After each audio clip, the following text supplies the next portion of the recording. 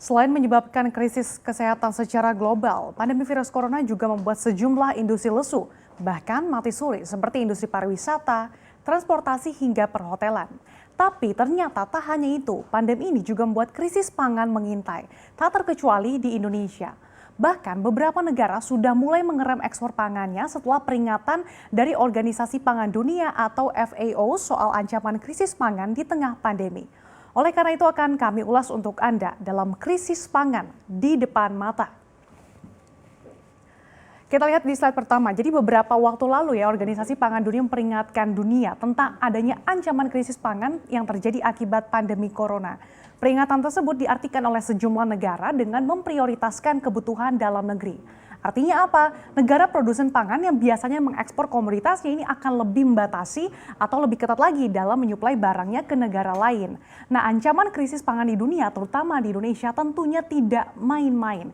Kita lihat US Department of Agriculture atau USDA dan International Grains Council atau IGC memproyeksikan bahwa produksi padi global pada 2019 hingga 2020 ini akan menurun hingga 0,4% hingga 0,5% dibandingkan dengan produksi pada 2018 hingga 2019 lalu. Nah, USDA memproyeksikan bahwa produksi padi secara global pada sepanjang 2019-2020 ini mencapai 493,8 juta ton. Ini lebih rendah dari realisasi produksi padi secara global pada 2018 hingga 2019 yang mencapai 496,5 juta ton. Begitupun IGC yang memproyeksikan pada 2019 hingga 2020 realisasi padi secara global ini hanya sebesar 498 juta ton atau lebih rendah dari realisasi di tahun 2018 hingga 2019 yang mencapai 500,1 juta ton. Nah, selama ini Vietnam dan Thailand merupakan pemain utama ekspor beras dunia. Di tahun 2017 saja kita impor beras dari Thailand nih hampir 40%. Sementara itu, Vietnam dan India ini malah sudah melakukan pembatasan ekspor. Nah, jika kebijakan Vietnam ini diikuti oleh negara eksportir pangan lainnya, maka pasokan lintas negara dan juga ke pasar dunia ini bakal turun. Dan ini bakal memukul negara importer yang ujung-ujungnya memicu krisis pangan. Oleh karena itu, Indonesia ini dipandang perlu untuk memproduksi sendiri kebutuhan pangannya, terutama produksi beras gitu ya. Secara beras ini merupakan bahan makanan pokok hampir seluruh masyarakat Indonesia. Dan sesuai dengan ketentuan Undang-Undang Nomor 18 Tahun 2012 tentang pangan, pencapaian surplus pangan di Indonesia ini harus diutamakan. Pasalnya kebutuhan pangan seperti saat PSBB transisi ini harus terpenuhi. Beberapa waktu lalu pun Presiden Jokowi minta untuk menggenjot lahan pertanian sebagai langkah antisipasi dari krisis pangan.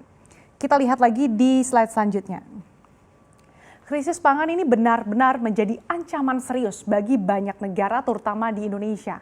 Memang ada beberapa faktor yang bisa memicu terjadinya krisis pangan. Di antaranya penurunan tenaga kerja di sektor pertanian, kemudian penurunan output, hingga disrupsi transportasi dan logistik. Dan BPS mencatat jumlah pekerja di sektor pertanian Indonesia pada Februari 2020 ini proporsinya nyaris 30% atau tepatnya 29,04%. Kemudian menurut Center for Indonesian Policy Studies atau CIPS, akibat pandemi COVID-19, jumlah tenaga kerja di sektor pertanian Indonesia diperkirakan ini akan mengalami kontraksi hingga 4,87% pada tahun ini. Jadi bisa dibayangkan nggak sih kalau jumlah pekerja yang sangat tergantung pada periode musiman ini harus terkontraksi. Apalagi kalau kita lihat dari segi jumlahnya gitu ya, tenaga kerja di sektor pertanian dalam negeri ini menyumbang angka yang paling besar dibandingkan dengan sektor-sektor lainnya. Dan dampaknya akan luar biasa tentunya dong ketika jumlah tenaga kerjanya ini mengalami penurunan, maka dampaknya juga akan dirasakan dari sisi output atau produksinya ini malah jadi menurun. CIPS juga memproyeksi bahwa supply agrikultur domestik ini juga akan terkontraksi hingga 6,2% di tahun ini. Selain itu, turunnya angka tenaga kerja di sektor pertanian ini juga bisa berimbas pada pendapatan masyarakat Indonesia yang ikut terganggu. Kemudian daya beli masyarakat pun nanti akan tergerus. Di slide selanjutnya lagi kita akan lihat. Jadi impor bahan makanan ini memang selalu menjadi momok yang tidak terelakkan. Dan kita tidak bisa menutup mata ya bahwa memang Indonesia ini belum bisa untuk memenuhi sendiri kebutuhan pangannya. Beberapa komoditas pangan strategis Indonesia ini masih bergantung pada impor. Namun yang menjadi permasalahan nih, negara eksportir produk agrikultur ke Indonesia adalah China. di mana China ini kan awal virus corona menyebar. Nah, Indonesia mengimpor komoditas pangan strategis berupa bawang putih dari China. Kita lihat nih nilai impor pangan atau nilai impor agrikultur Indonesia dari China mencapai 1,9 miliar dolar Amerika Serikat pada tahun 2018.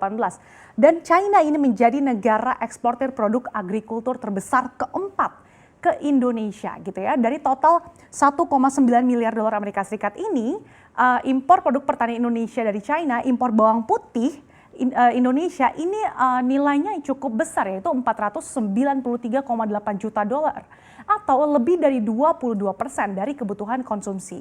Adapun rata-rata konsumsi bawang putih Indonesia per tahunnya ini mencapai 500 ribu ton. Dan laporan World Food Program atau WFP menyebutkan bahwa pada tahun 2018 dan di 2019 impor bawang putih Indonesia dari China proporsinya ini bahkan mencapai 99,6% dan 100%. Dan saat virus corona merebak di China, lockdown diterapkan. Kemudian ini membuat rantai pasokan mengalami gangguan. Ketika rantai pasokan China terganggu, maka dampak ini juga terasa ke Indonesia dong. Selain rantai pasokan yang terdisrupsi, ini masalah keamanan produk bawang putih asal China ini juga sempat jadi isu yang menjadi perhatian banyak pihak gitu ya. Gara-gara impor bawang putih terhambat, stok bawang putih di pasaran pun ini menjadi menipis. Dan harga bawang putih melejit dan berkontribusi besar terhadap inflasi pada beberapa bulan yang lalu. Isu penurunan suplai juga dialami oleh komoditas bawang merah. Kali ini penyebabnya bukan hanya wabah, tetapi juga faktor musiman. Banjir yang merendam di kawasan pertanian bawang merah di Brebes awal tahun ini membuat produksi menurun dan stok mengalami penipisan. Jadinya harganya naik tinggi. Nah, di samping itu masih carut-marutnya tata niaga dalam negeri juga menjadi faktor yang harus diwaspadai betul karena dapat mempengaruhi atau memperparah kondisi jika krisis pangan betul-betul terjadi.